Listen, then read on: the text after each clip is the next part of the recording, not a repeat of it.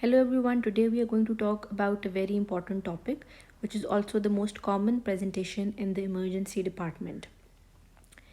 A 36-year-old man presents to the emergency department after being assaulted in a nearby park. He tells the triage nurse he was kicked in the chest multiple times. He is complaining of chest pain and shortness of breath.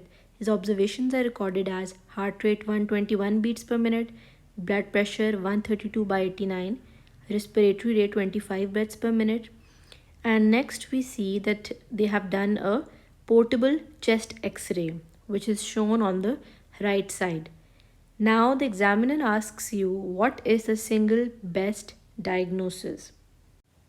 Let us take a closer look at this chest x-ray and then we will dissect it by looking at the individual findings. Here's the chest x-ray in a zoomed in version.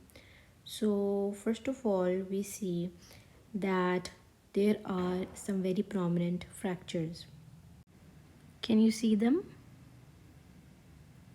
These are the prominent fractures, and at least 4 prominent rib fractures can be seen. The next thing that we see is fanning out. So you can see this. Do you notice these lines coming out from one central point and radiating outwards? This is known as fanning out. So what is fanning out? Okay, let me remove this to give you a clear view of it. Can you notice it now? There is no fanning on the right side, but there is fanning out on the left side. So we have 2 findings. So far, some rib fractures. Next, we have fanning out. The third most important finding over here is that we see some prominent demarcation. Can you see it? Let me remove it now. Can you trace it with me? So this is the demarcation of the lung. The fourth important finding is tracheal deviation. Normally, trachea should be presented as a straight tube on the chest x-ray. But here we can see that there is tracheal deviation. So the trachea is being pushed towards the right side of the chest. Now we have a total of 4 findings, right? Now these 4 findings create a picture.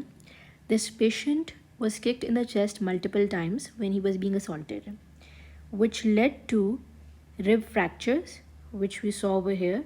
These rib fractures, they punctured the lung and in turn the lung parenchyma, which is the inner structure of the lungs. That led to escape of the air outside the lung, and that air accumulated beneath the skin.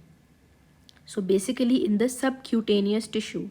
Sub means below and cutaneous means skin.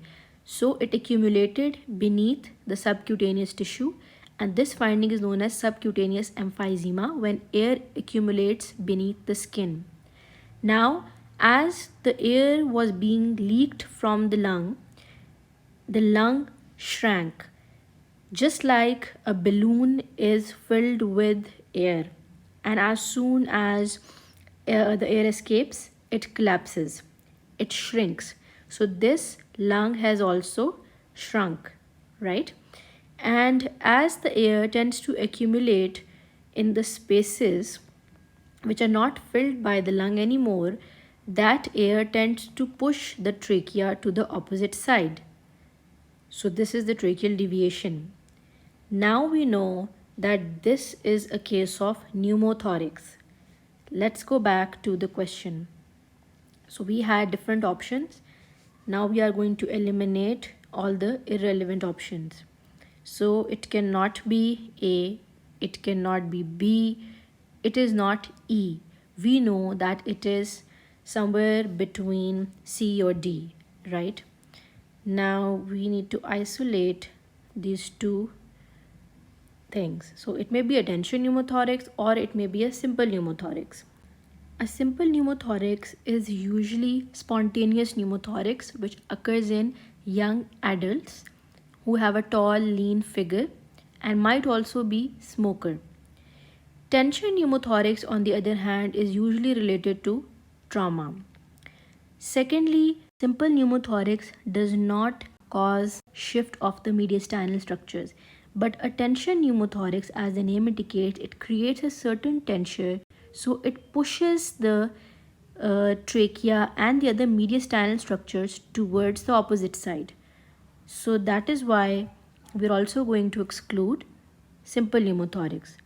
Our final answer is going to be tension pneumothorax, which is the correct answer. That is C.